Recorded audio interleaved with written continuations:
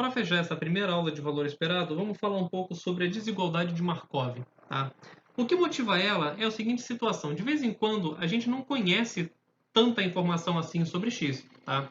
A gente conhece poucas informações sobre a variável aleatória de interesse. Então, é possível que de vez em quando você tenha uma situação onde você não conhece toda a descrição probabilística, mas você sabe que, em média, alguma coisa acontece. Então, nesse caso, matematicamente, você conhece o valor esperado de x, mas você não conhece mais sobre o valor esperado de x. É mais do que o valor esperado de x. E ainda assim, a gente quer inferir algum tipo de informação probabilística sobre a nossa variável aleatória em questão. Tá? Essa é uma motivação para a gente estudar a desigualdade de Markov. A outra motivação é que a gente pode estar interessado em estudar a taxa de decaimento da nossa variável aleatória em função de quantidades mais simples, ou seja, a gente quer medir o quanto que a nossa variável aleatória se desvia de algum determinado valor em particular, que muitas vezes a gente acaba tomando como sendo a sua média. Isso é algo bastante importante em teoria de probabilidades, que leva ao nome na literatura de desigualdade de concentração, né? Você está querendo estimar, através de desigualdades, o quanto que a sua probabilidade se concentra em torno de certos valores. E a desigualdade de concentração mais clássica que a gente aprende é a desigualdade de Markov. Ou seja, como está enunciado aí embaixo, você tem x, uma variável aleatória positiva, e você tem o seguinte: a probabilidade de x ser maior ou igual a t, isso é, no máximo, o valor esperado de x dividido por t. Ou seja, se você só conhece o valor esperado da sua variável aleatória, você pode me dizer um limite superior para a probabilidade de x ser maior ou igual a t, né? Que depende, óbvio, somente do valor esperado e de t. Vamos fazer a demonstração da desigualdade de Markov. Eu vou fazer aqui somente no caso contínuo, no caso discreto é análogo, tá? E repara que eu vou fazer o seguinte: eu vou começar tentando calcular quem que é o valor esperado da minha variável aleatória.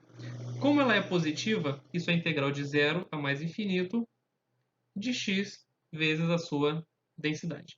Eu vou quebrar essa integral em duas partes. Isso é a integral de 0 a t de x vezes a densidade, mais a integral de t até infinito de x vezes a sua densidade.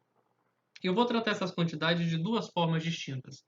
Como eu sei que eu quero que um t apareça aqui, eu sei que aqui, né, como a integral é de t a mais infinito, x é maior ou igual a t, ok? Então, esse lado direito aqui, perdão, eu vou poder escrever que ele é maior ou igual do que t vezes integral de t a mais infinito de fx dx, ok?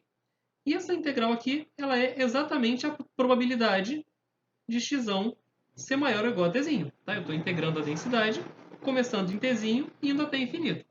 Então eu já tenho aqui termos que aparecem na minha desigualdade de Markov, ok? E eu tenho que tratar esse termo aqui para fazer algo com ele, para eu me livrar dele. Bom, x é positivo, densidade é positivo, então o melhor que eu posso fazer é afirmar que esse termo aqui é maior ou igual a zero. Então, essas duas integrais somadas, eu posso dizer que isso daqui é maior ou igual do que t vezes probabilidade de x maior ou igual a t. Quando eu passar para o outro lado, a probabilidade de x ser maior ou igual a t vai ficar menor ou igual que o valor esperado de x dividido por t, que é exatamente igual, né, o que está ali na desigualdade de Markov. Vamos ver alguns exemplos para ilustrar a aplicabilidade da desigualdade de Markov. Vamos ilustrar que nem sempre ela é tão boa assim. Tá? E vamos mostrar também que ela é uma desigualdade precisa, né? No sentido que a gente consegue construir uma variável aleatória que atinge igualdade aqui na desigualdade de Markov. Então, nesse primeiro exemplo, a gente está na seguinte situação. Você tem uma empresa com 100 funcionários e o número médio de conexões simultâneas na internet em um certo período do dia é de 30. Então, você tem x igual o número de conexões. E a única informação que a gente sabe sobre x é que o valor esperado de x é igual a 30. Ok? Tudo que a gente sabe sobre a variável aleatória é isso. E a gente sabe que a rede suporta no máximo 30 usuários simultaneamente. Então eu quero avaliar a necessidade de eu fazer alguma modificação para melhorar o meu sistema. Bom, como eu só sei o valor esperado da variável aleatória, eu quero calcular a seguinte probabilidade. Probabilidade de x exceder algum determinado valor. Tá? E eu sei que isso é, no máximo, o valor esperado de x dividido por t, ou seja, isso vai dar 30 sobre t. Tá? Então, a desigualdade de Markov, ela dá para mim o seguinte, o que está nessa tabela aqui. Tá? A probabilidade de x exceder 30 pela desigualdade de Markov é 1. Com certeza você vai exceder.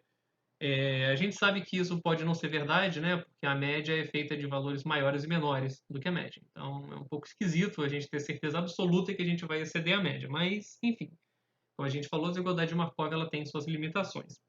A probabilidade de você exceder 50 conexões é no máximo 60%, a probabilidade de você exceder 70 conexões é no máximo 43%, e a probabilidade de você exceder 90 conexões é no máximo 33%. Então, com essas informações que você tem, isso é o melhor que você pode fazer para mostrar para os seus superiores, né, qual que é a chance de você ter algum problema e ter que aumentar o número de conexões simultâneas no seu servidor, tá? Porque você só conhece a média da sua variável aleatória. Tá? No segundo exemplo, vamos ver com mais cuidado esse ponto que a gente falou do porquê a desigualdade de Markov não é tão boa assim. Agora vamos considerar uma variável aleatória que a gente conheça a sua distribuição, ou seja, x tem distribuição exponencial de parâmetro meio, por exemplo. Pela desigualdade de Markov, a probabilidade de x ser maior ou igual a t, isso vai ser menor ou igual do que o valor esperado de x dividido por t. O valor esperado de x é igual a 2, então isso aqui vai dar 2 sobre t. Tá? Então, por um lado, eu posso escrever o seguinte: a probabilidade de x maior ou igual a 1, probabilidade de x maior ou igual a 2, probabilidade de x maior ou igual a 3, pela desigualdade de Markov. A primeira é menor ou igual a 2, mas a gente já sabe que isso acontece, porque a probabilidade é um número menor ou igual a 1. Essa daqui, a segunda a gente sabe que ela é menor ou igual a 1, ok, né? Eu sei que a probabilidade é menor ou igual a 1. E a desigualdade de Markov só começa a ser interessante quando t excede a média, né? Porque aí sim eu vou ter valores aqui que são menores ou iguais a 1, né? Ou seja, a chance dela ser maior ou igual a 3 é no máximo de 2/3. Mas como eu sei quem é exatamente a distribuição da minha variável aleatória, eu posso calcular exatamente essas probabilidades. E elas dão, respectivamente, 0,607, 0,368 e 0,223. Né? Olha só como esses valores são distantes. Né? Primeiro você repara que esses dois aqui você não faz nada com eles. Tá? Eles estão te dando cotas óbvias para a probabilidade. O único que te serve de alguma coisa na prática é esse, quando você tem o t excedendo a média. Porém, né, 2/3 é 0,66 aproximadamente, e o valor real ele é 0,223. Tá? Então, isso acontece porque a desigualdade de Markov ela aproveita pouco da sua variável aleatória. Tá? Na verdade, ela assume pouco da sua variável aleatória. Você pode ter uma variável aleatória que só tem o primeiro momento, só tem a média, e não tem a variância, e aí o melhor que você pode fazer é usar algo assim. Mas no caso da exponencial, a gente tem muito mais estrutura nela que fazem esses resultados serem bastante divergentes. Mas, de novo, a desigualdade de Markov é o melhor que você pode fazer quando você só tem acesso à média da sua variável aleatória. Tá? E isso é o que está ilustrado nesse exemplo. Tá? Ou seja, a gente tem uma variável aleatória x que a gente sabe que a média de x é igual a 1. Pela desigualdade de Markov, a gente sabe que a probabilidade de x ser maior ou igual a 100 é no máximo 1/100. Tá? E eu quero saber o seguinte: será que existe alguma variável aleatória x que atinja esse valor? Tá? Ou será que a desigualdade de Markov ela chuta muito para cima e a gente está perdendo alguma coisa?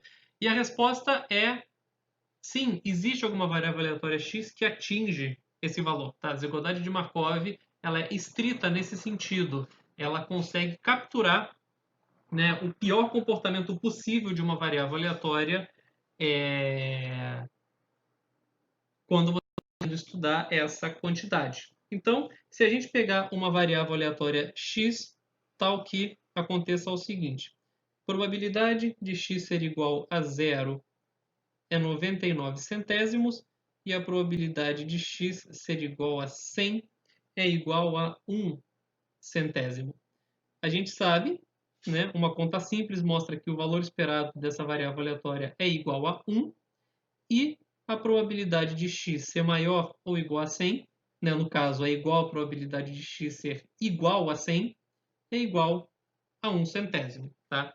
Ou seja, a desigualdade de Markov ela não tem como ser melhorada, dado que você só conhece a média da sua variável aleatória. Tá? Porque ela atinge igualdade. Existe uma variável aleatória que te faz igualdade aqui ser atingida. Ok? E, para fechar esse vídeo, né, vamos ler o primeiro parágrafo desse slide, onde a gente está ilustrando que essa desigualdade só é interessante quando você tem valores de t suficientemente grandes, em particular t maior do que o valor esperado, para que você tenha alguma cota não trivial na sua probabilidade.